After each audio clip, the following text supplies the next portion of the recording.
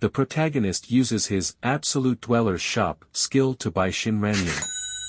The skill allows him to purchase food and items by registering them in the shop, with the condition that once an item is scanned, it cannot be deleted.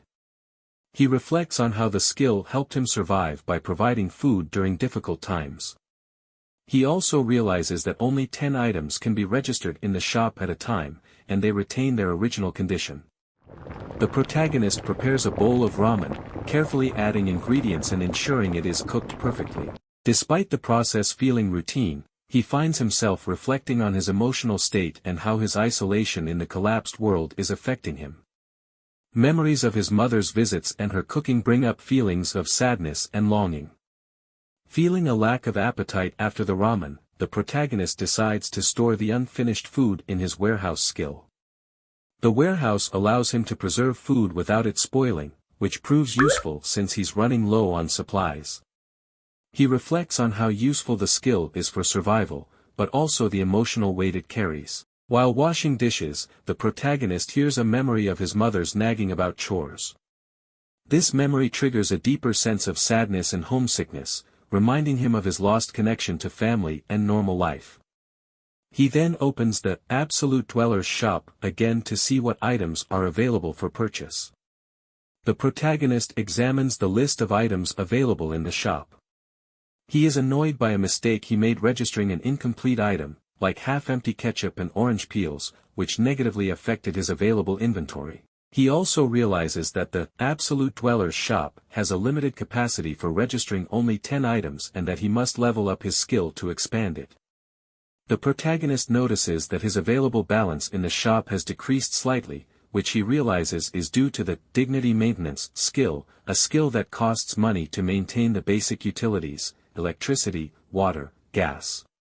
This is a concern since there's no obvious way to earn money, and his remaining balance is slowly depleting. He reflects on how the goblins, which he once hunted for money, are no longer in the area, worsening his situation. The protagonist laments how hard it is to hunt goblins now that they've moved away from the area. The cost of hunting goblins with his dumbbell is high, and his previous method of summoning them with the warehouse is no longer effective. Despite his struggles, he hopes to find some new way to make progress. After a frustrating day of trying to find goblins, the protagonist sees a black dot in the sky that grows larger, revealing itself as a Kelly-can, a giant bird-like creature. He realizes that the opportunity to hunt this creature is rare and exciting, as it would provide much-needed experience points and rewards.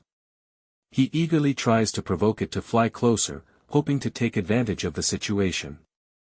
The protagonist succeeds in attracting the Kellycan's attention, but just as it's about to crash into his window, a gust of wind causes it to veer off course. The Kelly-can disappears and reappears on the roof, much to the protagonist's surprise and growing concern. This unexpected turn of events suggests that the Kelly-can is more formidable than anticipated, and the protagonist faces a new challenge.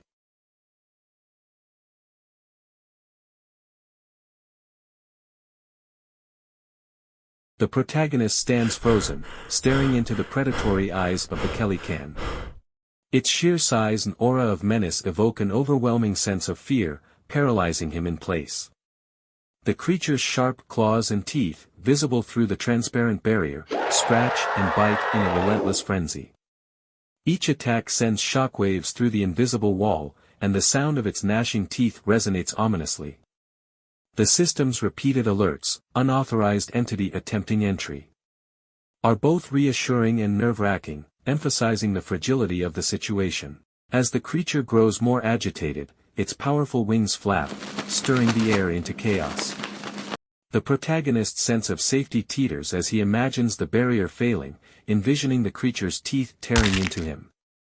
Realizing he must act, the protagonist bolts into the kitchen. His hands tremble as he rummages for tools, settling on a kitchen knife and a mop. The absurdity of his situation strikes him briefly, a human armed with a cleaning tool against a monster. Determined, he binds the knife tightly to the mop handle with layers of tape, muttering to himself for focus. His pulse races as he returns to face the Kelly-can. He carefully measures the weapon's range against the barrier and the creature's erratic movements. Doubts gnaw at him, the knife seems pitifully small compared to the Kelikan's imposing figure. But desperation steels his resolve. "It's this or nothing," he mutters, gripping the makeshift spear tightly.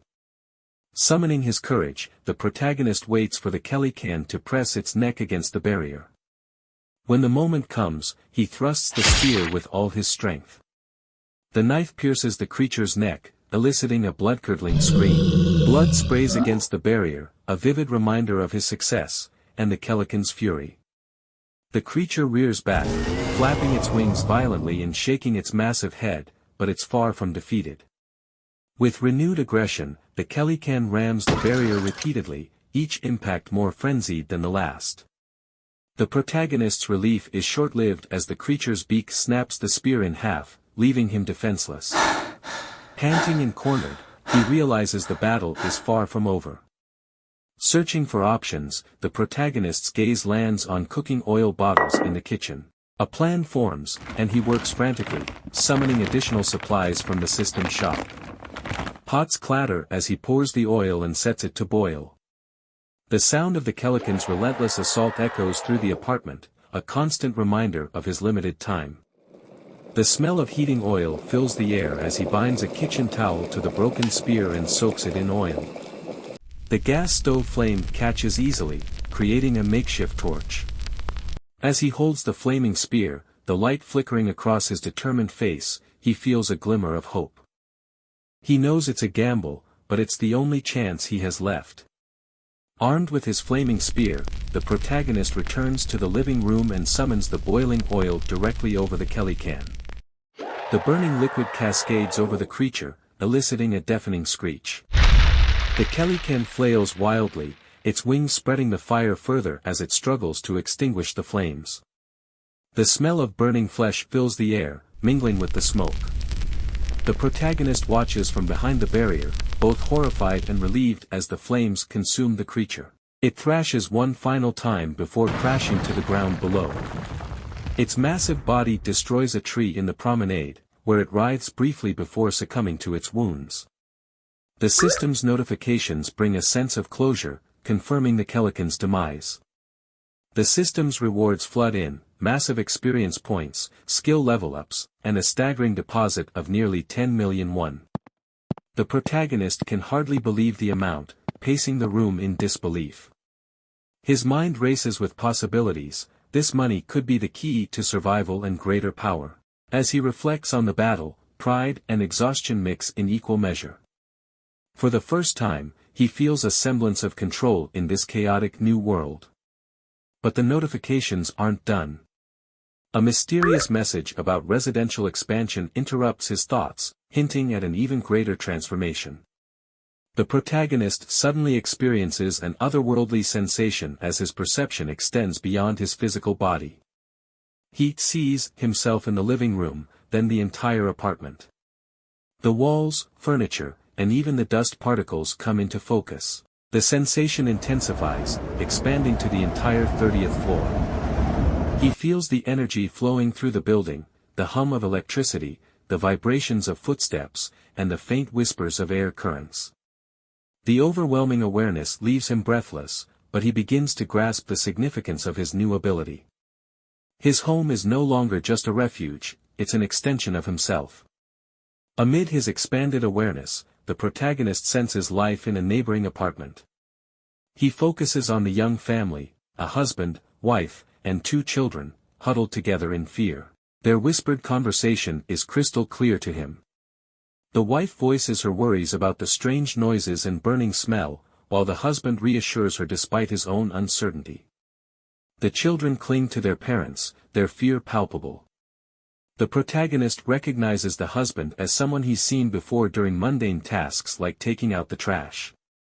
This discovery stirs something within him, a reminder of the humanity he thought was lost in this hostile world.